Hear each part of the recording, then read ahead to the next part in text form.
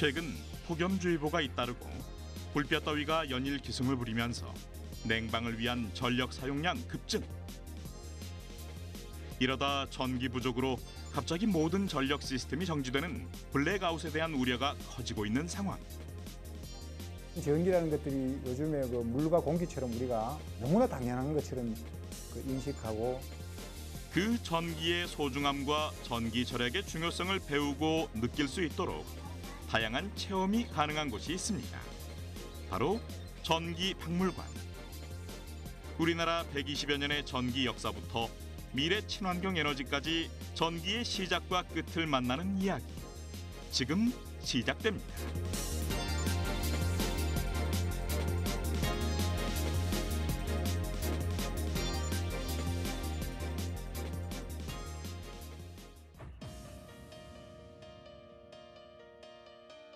인류를 고된 노동에서 해방시켜 삶을 획기적으로 변화시킨 전기.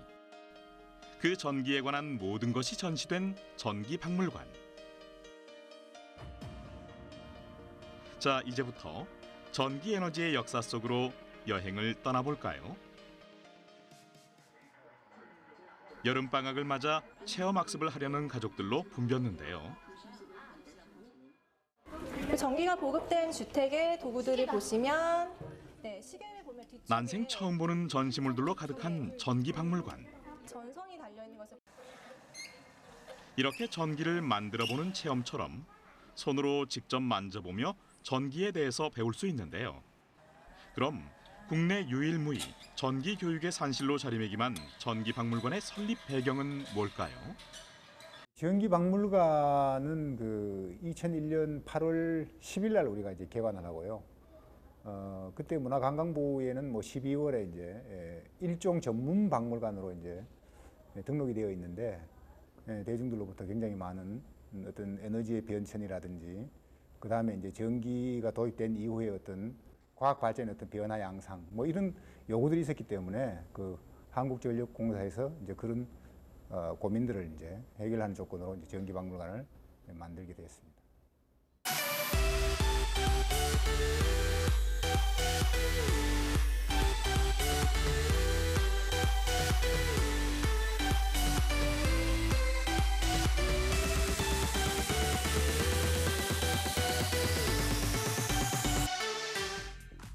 박물관에서 가장 먼저 눈에 띄는 것이 있는데 바로 우리나라에서 최초로 전기 사용이 시작된 경복궁 내 건청궁 전등.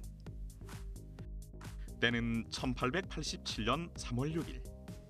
경복궁 후원 건청궁 앞뜰에 전등이 밝혀지자 고종 임금과 신하, 궁녀들이 깜짝 놀라했는데요. 1879년 에디슨이 전구를 발명한 지 8년 만에 우리나라에도 전기불이 처음으로 불을 밝힌 역사적인 순간이었죠. 우리가 일제강점기를 거치지 않습니까? 그때 일제강점기를 거쳐서 이제 일본의 어떤 기술 문명을 통해서 들어온 것들이 대부분인데 전기는 유일하게 우리의 어떤 자주적인 그런 어떤 그 정책으로 미국과의 직접적인 어떤 계약을 통해서 이제 이루어지는 그런 어떤 중요한 부분이 있고요. 그럼 우리나라 최초의 상업발전소는 어디일까요? 바로 동대문 발전소. 그 발전소에서 만들어진 전기가 우리나라 첫 대중교통이었던 전차에 공급된 건데요. 1899년 동대문과 흥화문 구간에 전기철도가 놓이면서 운행을 개시한 전차. 이곳 전기박물관에선 그 전차가 달리는 옛 종로거리 풍경을 섬세하게 재현해 그 시대상을 쉽게 이해할 수 있습니다. 이런 전차에 전기를 직접적으로 공급하기 위해서 필요했던 것이 당시 목주라고 불리던 전봇대. 어떤가요? 얼핏 보기엔 지금의 전봇대와 다를 바 없어 보이지만 콘크리트 전봇대와 다른 점이 있다는군요. 지금 전시되고 있는 그 목주는 1960년대에 실제로 사용하던 목주를 가져다가 전시를 해놓은 건데 지금의 전봇대라고 생각하시면 돼요. 근데 당시에는 나무로 만들어졌기 때문에 목주라고 불렸고요. 그 콜타르라는 물질을 첨가했기 때문에 색이 검게 변하고 또 오랫동안 썩지 않고 사용을 할 수 있었다고 합니다. 경성에서는 전봇대가 세워지고 가로등이 설치되면서 밤거리가 밝아졌는데요. 그러나 전기가 보급되지 않았던 농촌에서는 어떻게 어둠을 밝혔을까요? 그것이 궁금하다면 이곳 전기박물관에 전시된 각종 등잔들의 눈을 돌려보면 됩니다. 다양한 조명기구들을 살펴보면 목재 촛대부터 부엌벽에 걸어놓고 썼던 벽걸이 등,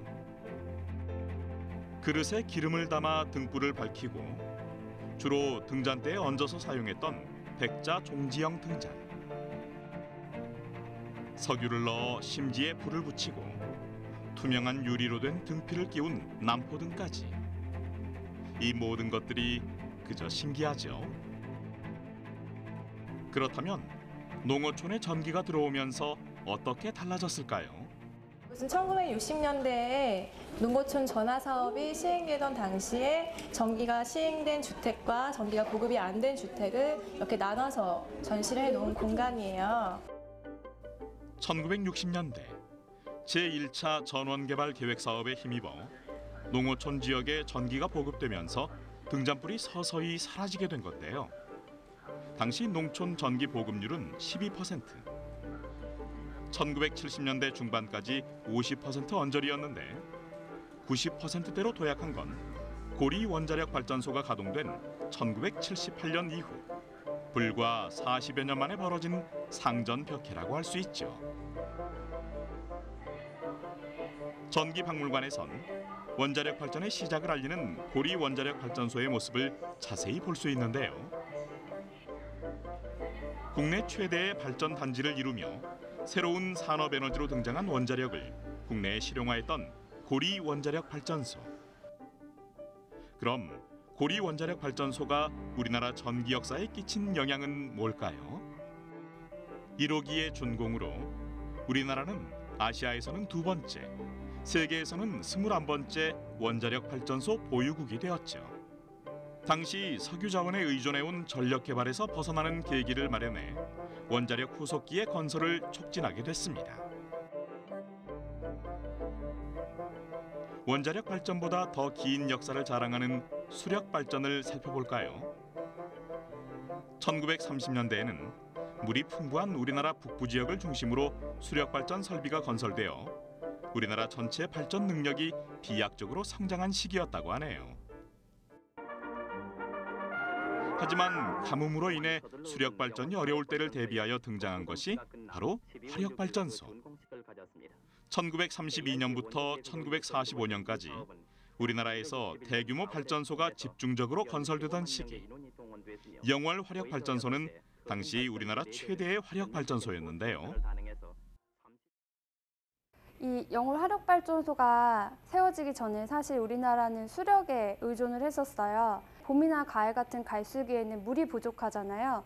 그러한 상황에서 지어진 게 바로 영월의 화력발전소인데, 그때 그 원료로 사용했던 게 석탄이나 석유였는데 이 석탄을 잘게 부수던 돌이 밀볼이라는 돌이 있었거든요.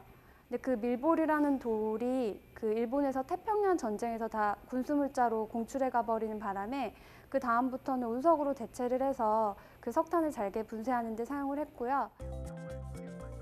다양한 발전소들의 중요한 역할들을 쏙쏙 알아가는 재미가 넘치는 전기박물관.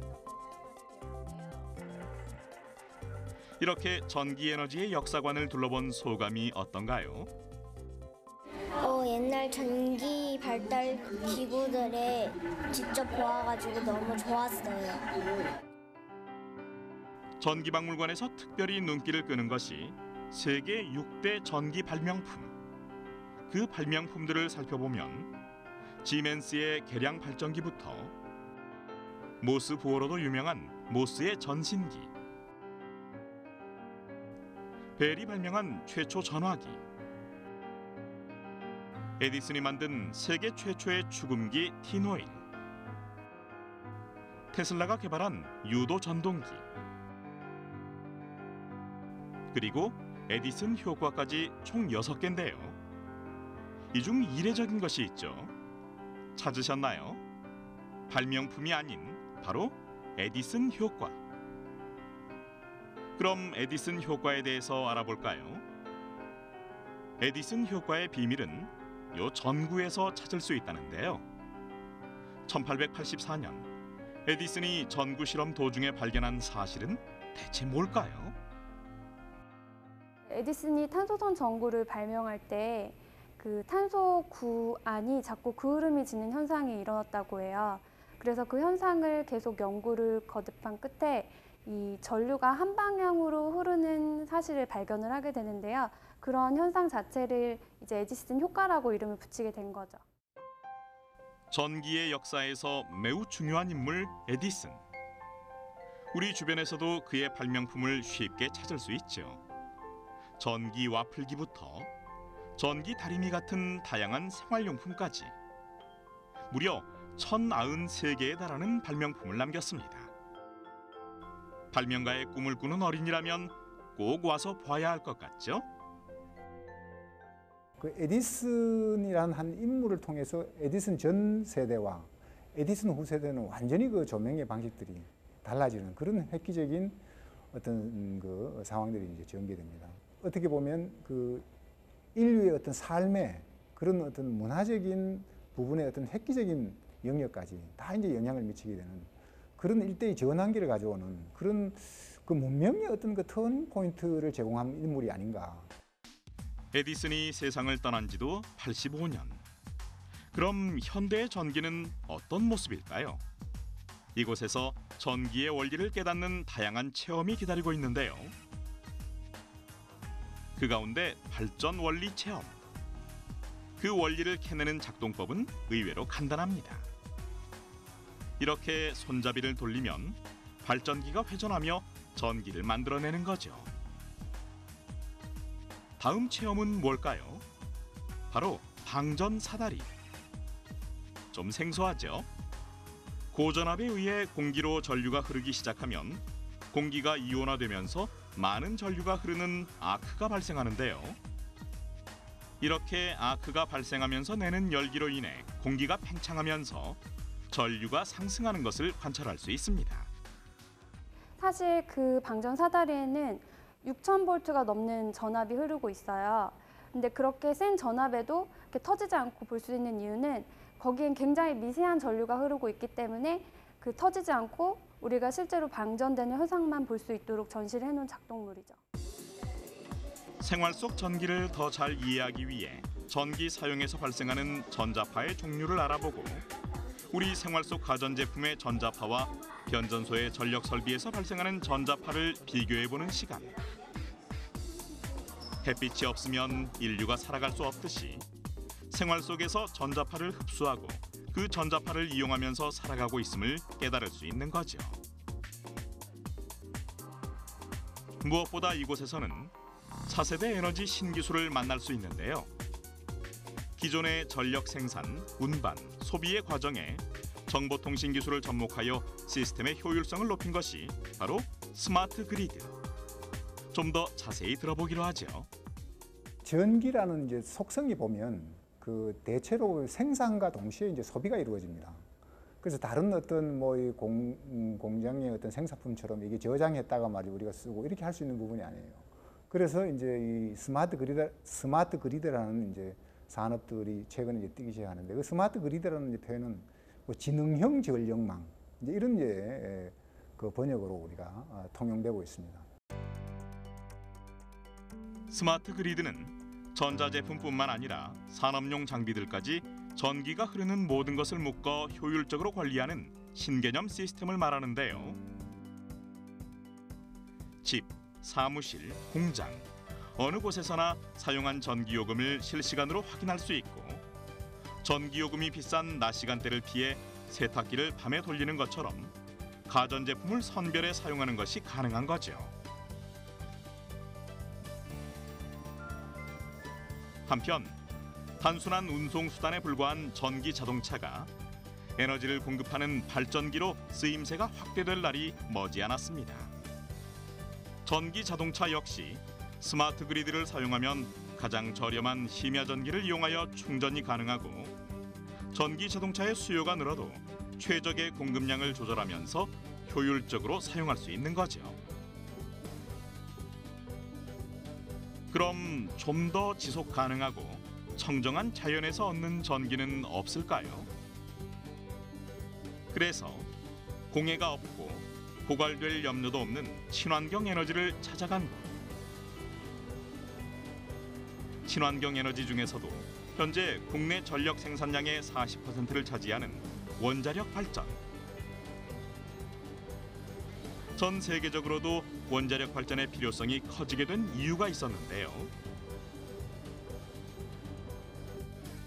1970년대 초 세계 경제를 강타한 오일 쇼크. 하지만 원자력 발전 덕분에 안정적인 전력 공급이 가능해졌다고 합니다. 에너지 수입 의존도가 97%에 이르는 우리나라에서 원자력 발전이 매우 유리한 자원으로 급부상했죠. 원자로 내에서 핵분열 반응을 통해 얻게 되는 원자력 에너지. 그럼 석탄에서 얻을 수 있는 에너지와 비교해 볼까요? 원전 연료인 우라늄 1kg은 양질의 석탄 300톤을 태웠을 때 나오는 열량과 맞먹을 정도. 우라늄은 같은 무게에서 석탄의 300만 배의 에너지를 발생시키는 셈이죠. 특히 우리나라의 자체 기술로 개발된 표준형 원자력 발전소를 말하는 한국 표준형 원전. 독자적인 한국형 원전 기술은 해외에서도 인정받고 있는데요. 2009년 한국형 원자력 발전소 4기를 아랍에미리트에 수출해 우리나라는 세계 6번째 원전 수출국이 됐습니다.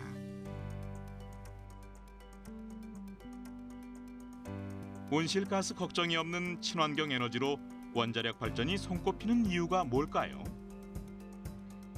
지구 온난화의 주범인 온실가스엔 이산화탄소 비중이 가장 큰데 원자력 발전소의 이산화탄소 배출량은 석탄 발전의 100분의 1 수준이어서 전 세계적으로도 원자력 발전이 친환경 에너지로 주목받고 있는 거죠. 원자력 같은 경우에는 지금 뭐 에너지 보존 자원들이 우리나라에서 직접 뭐 생산되는 것들이 없다 보니까 그래도 가장 고효율적인 그런 에너지원으로는 우리나라에는 지금 원자력이 가장 현재에서는 그래도 각광받는 그런 에너지원으로는 받아들여지고 있는 거죠. 원자력 발전뿐만이 아닙니다. 전기박물관에서는 풍력, 태양광 역시 친환경 에너지를 만들 수 있음을 확인할 수 있는데요. 바람의 힘을 이용하는 풍력 발전은 화력 발전과 달리 온실가스를 내놓지도 않고 경제성도 좋습니다. 태양의 빛 에너지를 변환시켜 전기를 생산하는 태양광 발전. 이건 역시 공해가 없고 필요한 장소에 필요한 만큼만 발전할 수 있으며 유지 보수가 용이한데요. 이처럼 친환경 에너지는 우리가 관심을 갖고 지속적으로 개발해 나가야 할 분야임이 틀림없겠죠. 에너지관리공단에서 고효율 기자재로 인증을 받은 고효율 램프를 설치하면 다른 기기보다 전기요금을 연간 11만 원 정도 절감할 수 있는데요.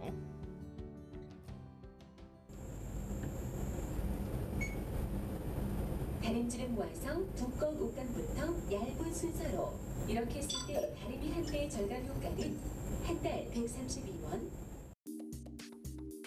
이렇게 전기 절약의 구체적인 방법에 대해서 배우니까 어떤가요? 채원이가 하도 냉장고 문을 많이 열어서 애기가 여름에는 이 냉장고 문 여는 것 자체가 지금 전기를 많이 낭비하는 거잖아요. 그래서 그런 것도 많이 좀 채원이가 좀 많이 배워갈 수 있었으면. 생명체의 세포 내외에서 여러 가지 무기염류가 이온으로 존재하고 있어 전류가 흐르게 되는 법. 금속판 위에 손을 올려놓으면 우리 몸에도 전기가 흐른다는 걸 알 수 있죠. 전기박물관에서는 그저 보는 데만 그치지 않고 이렇게 전기를 직접 몸으로 체험하는 특별함이 있습니다. 이런 전기라는 것들이 요즘에 그 물과 공기처럼 우리가 너무나 당연한 것처럼 그 인식하고 또 그걸 또 생각하고 또 쉽게 흘러버리는 부분이 있는데 좀 더 어떤 그 효율적이고 또 실생활에 어떤 유익한 방향으로 간다 그러면 이제 그런 부분에 대해서도 한번 함께 고민해보는 이런 어떤 사회 교육의 장으로서 이 박물관이 좀 이해되고 또 그 시설을 이용하는 이제 그런 측면이 강조되었으면 좋겠습니다. 전기에 관한 모든 것을 알 수 있는 전기박물관. 이곳에서 전기에 대한 소중함과 전기를 발명한 과학자들에 대한 고마움을 느껴봤는데요. 전기박물관에서 미래 친환경 에너지의 필요성을 깨닫는 의미 있는 시간을 만끽해보는 건 어떨까요?